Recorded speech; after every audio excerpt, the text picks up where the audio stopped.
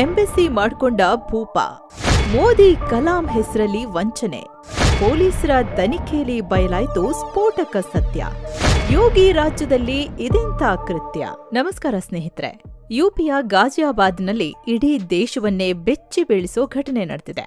ವ್ಯಕ್ತಿಯೊಬ್ಬ ಐಷಾರಾಮಿ ಬಂಗ್ಲೆ ಬಾಡಿಗೆಗೆ ಪಡೆದು ಅದನ್ನೇ ಹಲವು ದೇಶಗಳ ಹೆಸರಲ್ಲಿ ರಾಯಭಾರಿ ಕಚೇರಿ ಮಾಡ್ಕೊಂಡಿದ್ದಾನೆ. ಅದೂ ಕೂಡ ಅಸ್ತಿತ್ವದಲ್ಲೇ ಇರದ ಅಂದ್ರೆ ವೆಸ್ಟ್ ಆರ್ಕ್ಟಿಕಾ, ಸಬೋರ್ಗಾ, ಪೋಲ್ಬಿಯಾ, ಲೊಡೋನಿಯಾ ಅನ್ನೋ ನಕಲಿ ದೇಶಗಳ ಹೆಸರು ಸೃಷ್ಟಿಸಿ ಈ ದುಸ್ಸಾಹಸ ಮಾಡಿದ್ದಾನೆ. ಈ ಆರೋಪಿನ ಹರ್ಷವರ್ಧನ್ ಜೈನ್ ಅಂತ ಗುರುತಿಸಿ ಅರೆಸ್ಟ್ ಕೂಡ ಮಾಡಲಾಗಿದೆ. ಈ ವೇಳೆ ಈತನ ಮನೆಯಲ್ಲಿ ಐಷಾರಾಮಿ ಕಾರುಗಳು, ವಿದೇಶಿ ರಾಜತಾಂತ್ರಿಕರ ಹೆಸರಲ್ಲಿ ನಕಲಿ ಪಾಸ್ಪೋರ್ಟ್, ಕುಖ್ಯಾತರ ಜೊತೆ ಲಿಂಕ್ ಹೊಂದಿರೋದು, ಪಿಎಂ ಮೋದಿ ಸೇರಿ ಜಾಗತಿಕ ನಾಯಕರ ಜೊತೆ ಸಂಬಂಧ ಹೊಂದಿರೋ ತರ ಫೋಟೋ ಎಡಿಟ್ ಮಾಡಿರೋದು, ಹೀಗೆ 10 ಹಲವು ಸ್ಫೋಟಕ ಅಂಶಗಳು ಹೊರಬಿದ್ವೆ. ಇದನ್ನೆಲ್ಲ ನೋಡಿ ಯುಪಿ ಸ್ಪೆಷಲ್ ಟಾಸ್ಕ್ ಪೊಲೀಸರೇ ದಿಗ್ಭ್ರಮೆಗೊಂಡಿದ್ದಾರೆ. ಹಾಗಾದ್ರೆ ಯಾರೀ ಹರ್ಷವರ್ಧನ್? ಈತನ ಹಿನ್ನೆಲೆ ಏನು? ಹೇಗೆ ಈತ ಜನರನ್ನ ವಂಚಿಸುತ್ತಿದ್ದ? ನಿಜಕ್ಕೂ ಯೋಗಿ ರಾಜ್ಯದಲ್ಲಿ ನಡೀತಿರೋದೇನೋ ಅನ್ನೋದನ್ನ ಡೀಟೇಲ್ ಆಗಿ ಹೇಳ್ತಾ ಹೋಗ್ತೀವಿ. ಕಡೆ ತನಕ ಮಿಸ್ ಮಾಡದೆ ನೋಡಿ. ಸ್ನೇಹಿತರೆ, ಈ ದೊಡ್ಡ ದುಸ್ಸಾಹಸ ಮಾಡಿ ಕೊನೆಗೆ ಪೊಲೀಸರ ಕೈಗೆ ಸಿಕ್ಕಾಕೊಂಡಿರೋ ವ್ಯಕ್ತಿ ಹರ್ಷವರ್ಧನ್ ಜೈನ್. ಈತ ಈಗೇನ್ ಮಾಡಿದಾನೆ ಅಂತ ಡೀಟೇಲ್ ಆಗಿ ತಿಳ್ಕೊಳ್ಳೋಕ್ಕೂ ಮುಂಚೆ ಈತನ ಹಿನ್ನೆಲೆ ನೋಡ್ಕೊಂಡು ಬರೋಣ. ಅಷ್ಟು ಇಂಟ್ರೆಸ್ಟಿಂಗ್ ಆಗಿದೆ ಈತನ ಕಥೆ. ಶ್ರೀಮಂತ ಕುಟುಂಬದಲ್ಲಿ ಜನನ, ಕುಖ್ಯಾತರ ಜೊತೆ ಲಿಂಕ್.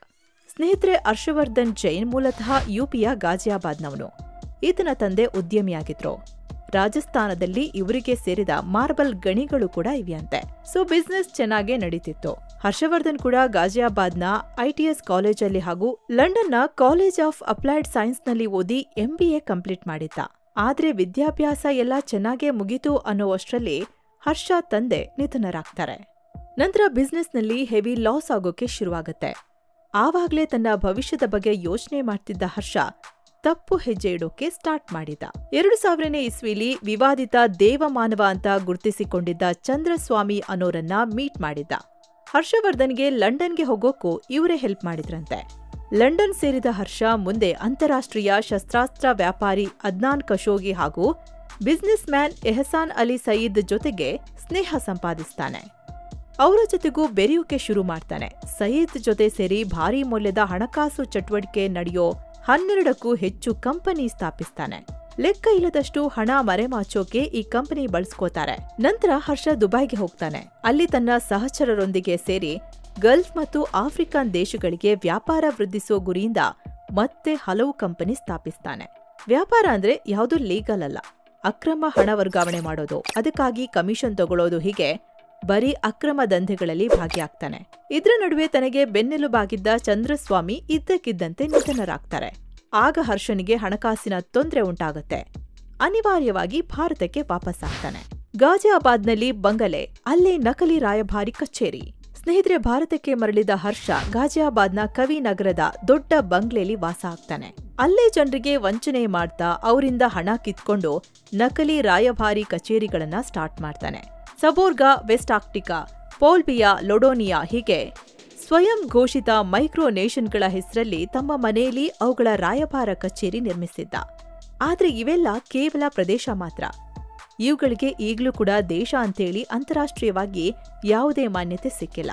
ಬಟ್ ಯಾರಾದ್ರೂ ಕೇಳಿದ್ರೆ ಅವರಿಗೆ ಡೌಟ್ ಬರಬಾರ್ದು ಅಂತೇಳಿ ಈ ಹರ್ಷ 2012ರಲ್ಲಿ ಫ್ರೆಂಚ್ ಬಾರ್ಡರ್ ಸಮೀಪದ ಸಬೋರ್ಗಾ ಅನ್ನೋ ಜಾಗದಲ್ಲೇ ಒಬ್ಬ ಅಕ್ರಮ ಸಲಹೆಗಾರನನ್ನ ನೇಮಿಸಿಕೊಂಡಿದ್ದ.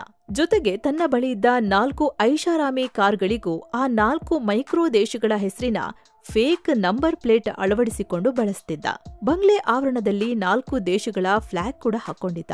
ಇಷ್ಟೇ ಅಲ್ಲ, ಮನೆಗೆ ಯಾರಾದ್ರೂ ಬಂದ್ರೆ ಅವರಿಗೆ ಈ ರಾಯಭಾರಿ ಕಚೇರಿಗಳ ಬಗ್ಗೆ ಯಾವುದೇ ಡೌಟ್ ಬರಬಾರ್ದು ಅಂಥೇಳಿ ಖತರ್ನಾಕ್ ಪ್ಲಾನ್ ಮಾಡಿದ್ದ. ಪಿಎಂ ಮೋದಿ ಸೇರಿದಂತೆ ಅನೇಕ ಜಾಗತಿಕ ನಾಯಕರ ಜೊತೆ ತಾನು ಇರೋ ತರ ಫೋಟೋ ಎಡಿಟ್ ಮಾಡಿಕೊಂಡು ಮನೆಯಲ್ಲಿ ನೇತು ಹಾಕೊಂಡಿದ್ದ. ಈ ನಕಲಿ ರಾಯಭಾರಿ ಕಚೇರಿಗೆ ಬಂದವರನ್ನ ಈ ಫೋಟೋ ಎಲ್ಲ ತೋರಿಸಿ ಅವರನ್ನ ನಂಬಿಸಿ, ನಿಮಗೆ ಫಾರಿನ್ ಕಂಟ್ರಿಗಳ ಜೊತೆ ಬಿಸ್ನೆಸ್ ಡೀಲ್ ಮಾಡಿಸ್ತೀನಿ ಬನ್ನಿ ಅಂಥೇಳಿ ಹಲವು ಕಂಪನಿ ಹಾಗೂ ವ್ಯಕ್ತಿಗಳನ್ನ ವಂಚಿಸಿದ್ದ. ಹಾಗೇನೆ ಅನೇಕರಿಗೆ ವಿದೇಶದಲ್ಲಿ ಒಳ್ಳೆ ಜಾಬ್ ಕೊಡಿಸ್ತೀನಿ ಅಂತೇಳಿ ಅವರ ಬಳಿ ಹಣ ಕಿತ್ಕೊಂಡಿರೋದಾಗಿ ಈಗ ಇವನೇ ಪೊಲೀಸರಿಗೆ ಬಾಯ್ಬಿಟ್ಟಿದ್ದಾನೆ. ಅಲ್ಲದೆ ಇದೇ ಟೈಮಲ್ಲಿ ಶೆಲ್ ಕಂಪನಿಗಳ ಮೂಲಕ, ಅಂದ್ರೆ ರಿಯಲ್ ಆಫೀಸ್ ವಿಳಾಸ ಏನೂ ಇರಲ್ಲ, ಕೇವಲ ದಾಖಲೆಗಳಲ್ಲಿ ಮಾತ್ರ ಕಂಪನಿ ಮೆನ್ಷನ್ ಮಾಡೋದು. ಸೊ ಅಂಥ ಶೆಲ್ ಕಂಪನಿಗಳ ಮೂಲಕ ಹವಾಲಾ ದಂಧೆಲೂ ಭಾಗಿಯಾಗಿದ್ದ ಅಂತ ಗೊತ್ತಾಗಿದೆ. ಇನ್ನು ಸ್ನೇಹಿತರೆ, ವರದಿಯಲ್ಲಿ ಮುಂದುವರಿಯುವ ಮುನ್ನ seven sands tourism company Kashi ಅಯೋಧ್ಯೆಗೆ ಮತ್ತೊಂದು ಟ್ರಿಪ್ ಆಯೋಜಿಸಿದೆ. ಆಫರ್ ಪ್ರೈಸ್ ಕೇವಲ 36,500 ರೂಪಾಯಿ ಮಾತ್ರ. Kashi Ayodhya Triveni Sangam Gaya Bodh Gaya 4 night 5 days trip ಇದು.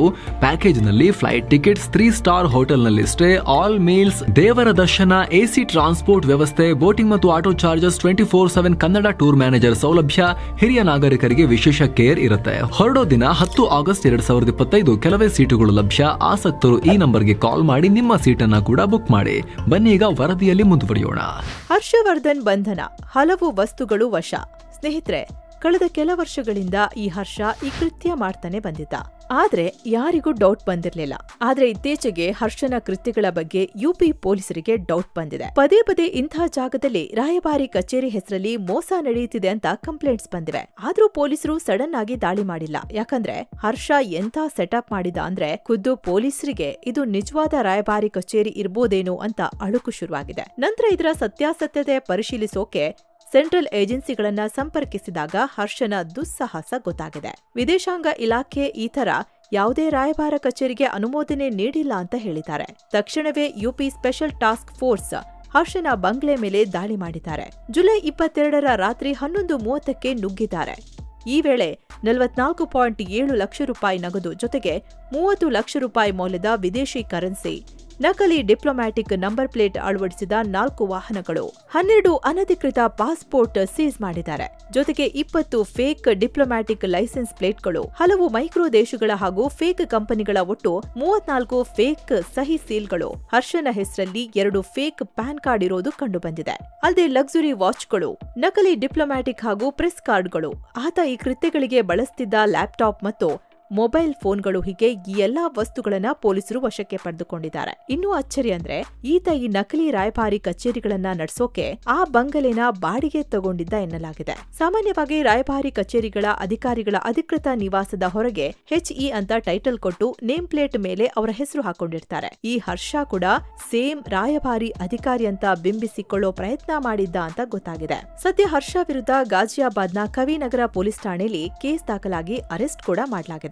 ಜುಲೈ 23ರಂದು ಯುಪಿ ಕೋರ್ಟ್ಗೂ ಹಾಜರುಪಡಿಸಲಾಗಿದ್ದು 14 ದಿನಗಳ ನ್ಯಾಯಾಂಗ ಬಂಧನಕ್ಕೆ ಒಳಪಡಿಸಿ ಅಂತ ಕೋರ್ಟ್ ತೀರ್ಪು ನೀಡಿದೆ. ಹೀಗಾಗಿ ವಿಚಾರಣೆ ನಡೆಯುತ್ತಿದ್ದು ಈ ಪ್ರಕರಣದ ಬಗ್ಗೆ ಇನ್ನಷ್ಟು ಸ್ಫೋಟಕ ವಿಚಾರಗಳು ಹೊರಬೀಳೋ ಸಾಧ್ಯತೆ ಇದೆ. ಸೊ ಫ್ರೆಂಡ್ಸ್, ಇದಾಗಿತ್ತು ನಕಲಿ ರಾಯಭಾರಿ ಹರ್ಷವರ್ಧನ್ ಜೈನ್ ಬಗ್ಗೆ ತಿಳಿಸೋ ಪ್ರಯತ್ನ. ನಿಮಗೆ ಈ ಬಗ್ಗೆ ಏನ್ ಅನಿಸ್ತು ಅನ್ನೋದನ್ನ ಕಮೆಂಟ್ ಮಾಡಿ ತಿಳಿಸಿ.